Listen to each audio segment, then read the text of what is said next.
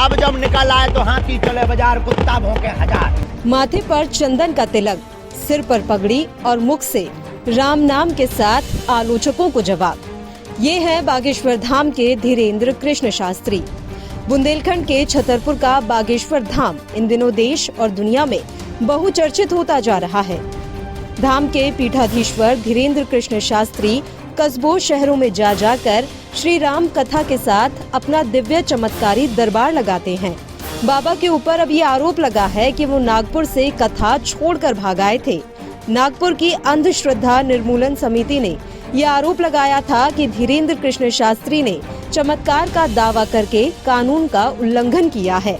खबरों में कहा जा रहा है कि 11 जनवरी को यह कथा संपन्न हो गई, जबकि इसकी अंतिम तिथि 13 जनवरी थी। इसकी वजह नागपुर की अंधश्रद्धा उन्मूलन समिति का चैलेंज बताया जा रहा है। अंधश्रद्धा उन्मूलन समिति ने धीरेन्द्र कृष्ण शास्त्री को चैलेंज दिया था कि वे उनके बीच दिव्य चमत्कारी दरबार लगाएं और सत्य बता देने पर 30 लाख रुपए की राशि दी जाएगी।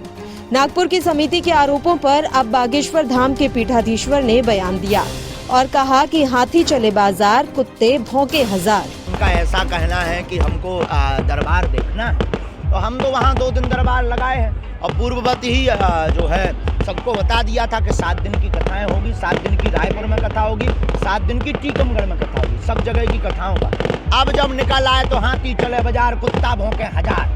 और वो कह रहे थे कि हम 21 लाख रुपया ऐसा कुछ बता, हाँ ठटरी के बरो ले आवे, हम तो फ्री में बता दी ताकि के लोग ठटरी को बरो ले आवे, हम ठटरी बार दे भी उसकी। ये तो चलता ही रहता है, ये धर्म विरोधी लोग हैं जो धर्म विरोधी होते हैं। हम 7 दिन वहाँ झंडा गाड़ने, तब उनको बाप मर गए, हाँ तब नहीं उन्हें हम ध्यान आए। 7 दिन उनके मूड पे झंडा, 2 दिन दरबार, प्रेत दरबार, तब का होगा तो कौन चुड़ियाँ पहन रही थी।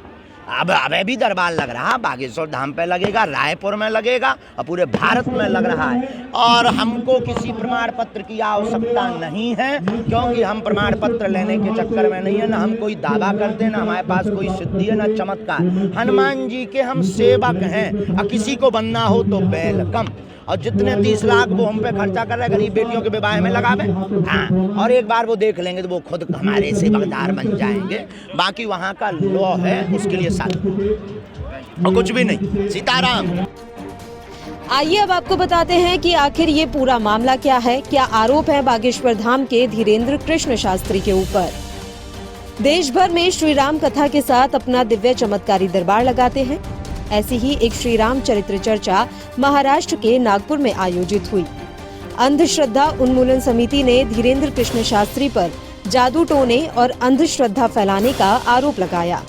धीरेन्द्र कृष्ण शास्त्री पर दिव्य दरबार और प्रेत दरबार की आड़ में जादू टोना को बढ़ावा देने का आरोप है। देव धर्म के नाम पर आम लोगों को लूटने, धोखाधड़ी और शोषण करने का भी आरोप लगा। नागपुर की समिति ने पुलिस से महाराज पर कार्रवाई करने की मांग की। समिति से जुड़े लोगों ने धीरेन्द्र कृष्ण शास्त्री को चैलेंज दिया। समिति ने मुद्दा बनाते हुए बागेश्वर धाम के पीठाधीश्वर के खिलाफ मोर्चा खोला और विरोध किया।